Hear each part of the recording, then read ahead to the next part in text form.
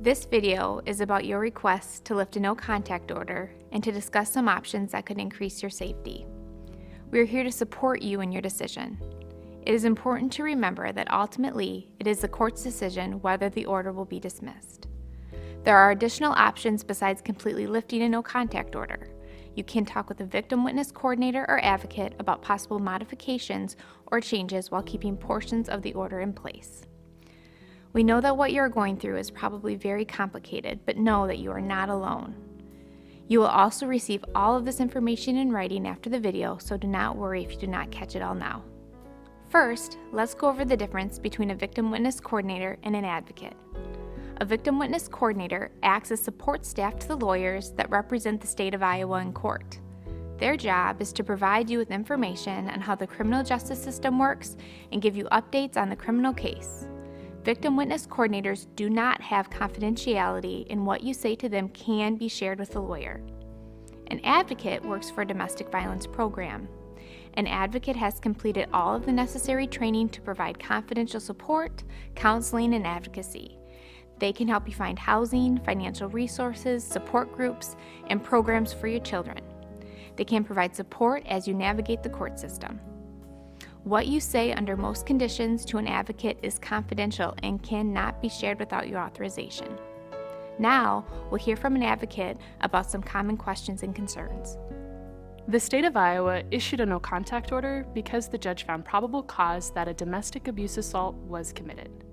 The reason this order is in place is to prevent your partner or ex-partner from abusing you any further, threatening to abuse you, or having contact with you. You probably have some questions or concerns about how the no-contact order is affecting you. You are always welcome to ask for help in understanding the order.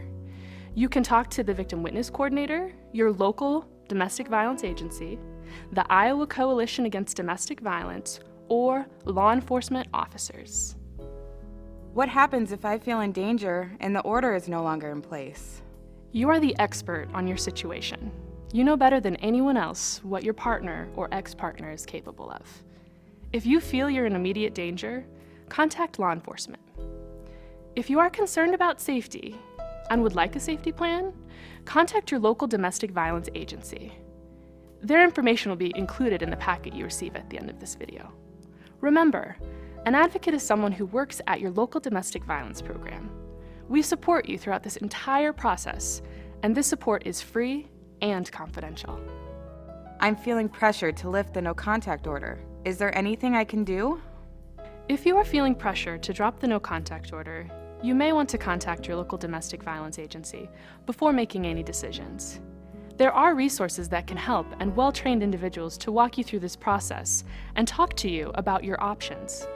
Not obeying the no-contact order is a crime, and in some cases, additional charges may be added against the person arrested.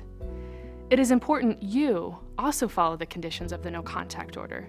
If you allow contact or make contact with your partner or abuser, you may also face criminal prosecution. No-contact orders can be modified and do not have to be dismissed to allow for some contact. For example, arranging child visitation.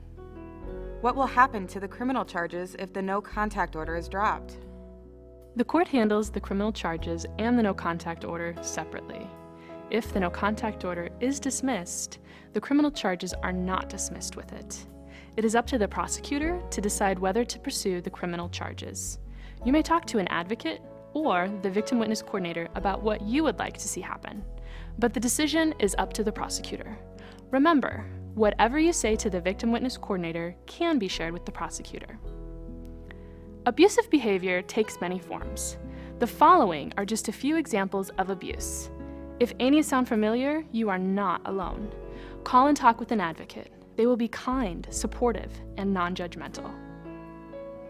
Calls you names, humiliates you or makes you feel worthless, denies you access to money, breaks things that are important to you, makes threats about you, your family, or family pets, pressures you to do things you aren't comfortable with, tells you who you can or can't hang out with.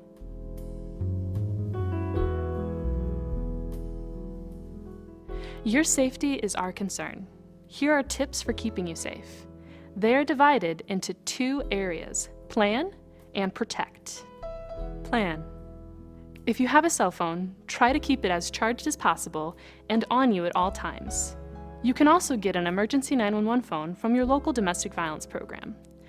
Consider keeping your 911 phone in a hidden and safe place so you can get to it quickly when an emergency arises. Make a plan for where you will go if you need to leave your home. Whether it is a family member's, friends, co-workers, hotel, or shelter, make sure they know what your plan is.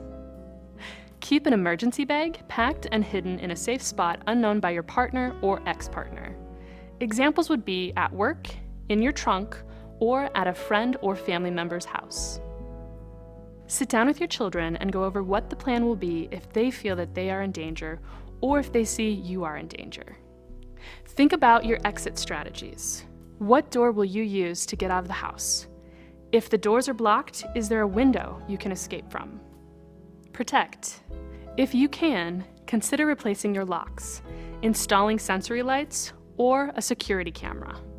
If your partner or ex-partner is stalking, write down his or her behavior, call the police to report it, and meet with a domestic violence advocate to talk through things you can do to stay safe. Make sure you change all electronic passwords regularly and delete the browsing history off of your computer. When an argument or assault is happening, if you can, stay away from garages, kitchens, bathrooms, or any areas containing weapons, tools, or farm equipment. You can call your local program 24/7 to talk with an advocate or schedule a time to meet with an advocate in a setting that works for you. Also, you can contact the Domestic Violence State Hotline at 1-800-942-0333 or go to icadv.org for more information. Remember, we're here to support you.